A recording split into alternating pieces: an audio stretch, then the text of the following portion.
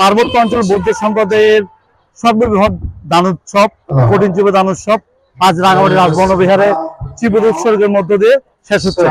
আমরা দেখতে পাচ্ছি রাঙামাটি রাজবনবিহারে আজকে কানায় কানায় পরিপূর্ণ, লাখো পুণ্যার্থী সমাগমের মধ্য দিয়ে রাজবনবিহারের যে কঠিন যুব দানের উৎসর্গস্থল সেই স্থল আজ কানায় কানায় পরিপূর্ণ হয়েছে। সুতা কেটে কাপড় তৈরি করা, ফুল থেকে সুতো বানিয়ে কাপড় সুতো কেটে সুতো রং করে, রং কোথায় করেছে? তখনকার দিনে কেমিক্যাল ডাইস ছিল না, জঙ্গল থেকে পাতা গাছ গাছরা শিকড় ভাকড় এগুলো নিয়ে রং করে ওরা করেছে।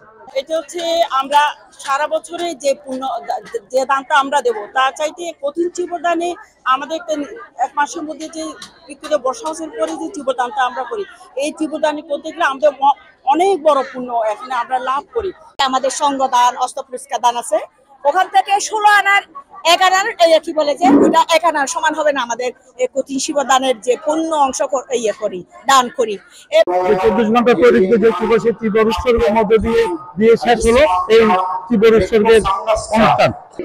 কঠিন শিবদান হচ্ছে আমাদের সবচাইতে বড় দান, কারণ এটা 24 ঘন্টার মধ্যে তৈরি করে এটাকে কঠিন চিবরে করতে হয়। বৌদ্ধ ধর্ম মতে সর্বোচ্চ দান, সর্বোত্তম দান বলা হয় আর কি এই কঠিন চিবর দান। এই দানের মাধ্যমে আমরা সব সময় প্রার্থনা করি, এই দিনটা বছরে আমরা অপেক্ষায় থাকি।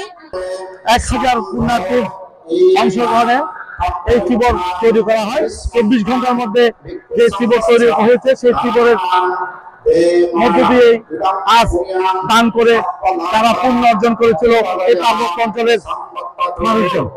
এই চিবর উৎসর্গ কেন্দ্র করে এই পুরো পার্বত্য এলাকায় এখন কানায় কানায় পরিপূর্ণ বিভিন্ন দেশ বিদেশের মানুষের জন্য। আমরা জানতে পেরেছি ভারতের মহারাষ্ট্র থেকেও এই চিবর উৎসর্গ অনুষ্ঠানে প্রায় শতাধিক পুণ্যার্থী অংশগ্রহণ করেছে এবং বিভিন্ন দেশ থেকে বৌদ্ধ সম্প্রদায়ের পুণ্যার্থীরা এই চিবর উৎসর্গে অংশগ্রহণ করেছে। এই ছিল আমার কাছে সর্বশ্রেষ্ঠ। নন্দন দেবনাথ, বাংলা ভিশন, রাঙামাটি।